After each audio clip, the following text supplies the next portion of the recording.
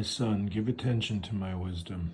Incline your ear to my understanding, that you may observe discretion, and your lips may reserve knowledge. For the lips of an adulteress drip honey, and smoother than oil is her speech. And in the end she is bitter as wormwood, sharp as a two-edged sword. Her feet go down to death, her steps take hold of Sheol. She does not ponder the path of life.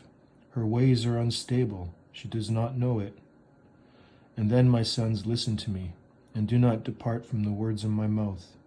Keep your ways far from her, and do not go near the door of her house, or you will give your vigor to others and your years to the cruel one. And strangers will be filled with your strength, and your hard-earned goods will go to the house of an alien. And you groan at your final end, when your flesh and your body are consumed, and you say, "How I have hated instruction, and my heart spurned reproof. I have not listened to the voice of my teachers, nor inclined my ear to my instructors. I was almost in utter ruin in the midst of the assembly and congregation. Drink water from your own cistern, and fresh water from your own well. Should your springs be dispersed abroad, streams of water in the streets, let them be yours alone, and not for strangers with you. Let your fountain be blessed, and rejoice in the wife of your youth.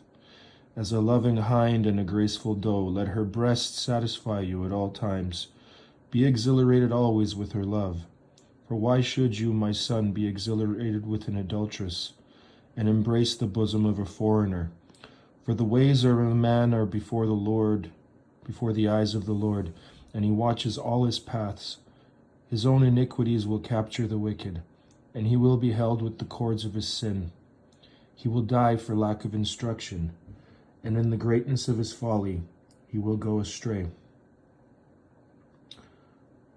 I just noticed that the Lord tells us to avoid divorce and stick to the wife of your youth.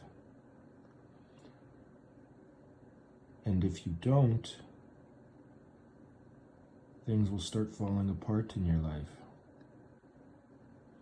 It's something to consider. Proverbs chapter 5.